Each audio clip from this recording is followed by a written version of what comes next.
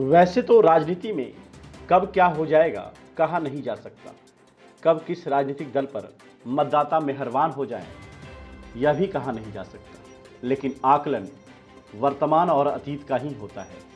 बिहार में केवल 3 साल में 0 से 4 विधायकों तक पहुंचे मुकेश सहनी की स्थिति इस समय न घर की बची है और न घाट की। भाजपा के सहारे बने हैसियत उनके 3 विधायक तोड़ भाजपा नहीं छीन ली और जिस बोचहा सीट को लेकर वह टकराए थे वह प्रत्याशी ही उन्हें छोड़ राजद के झंडे तले मैदान में उतर गए।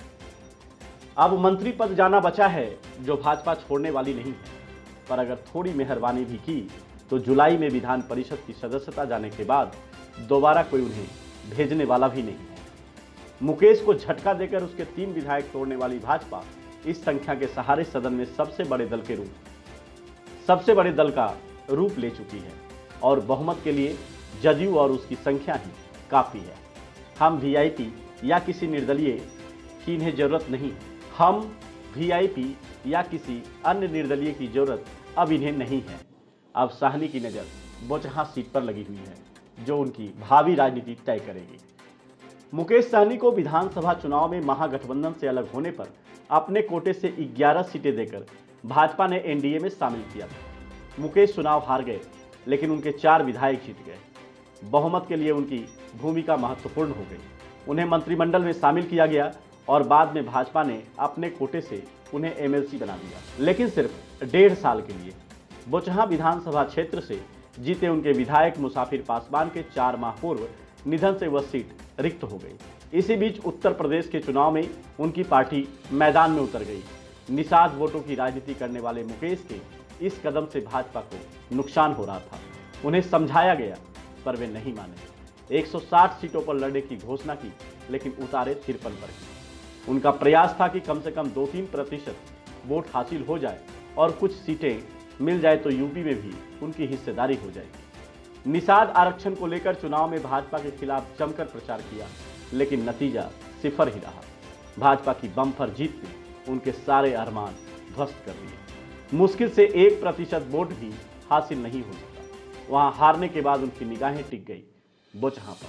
यूपी चुनाव के दौरान ही यह चर्चा आम हो चली थी कि भाजपा बोचहा सीट वीआईपी को नहीं देने वाली है और न ही एमएलसी बनाने वाली, जबकि मुकेश मुसाफिर पासवान के पुत्र अमर पासवान को लड़ाने का मन बनाए थे। भाजपा की तरफ से उन्हें पार्टी विलय करने का सुझाव दिया गया और संकेत दे दिया गया कि न मानने पर उसके सारे विधायक भाजपा में शामिल हो जाएंगे, लेकिन मुकेश नहीं माने।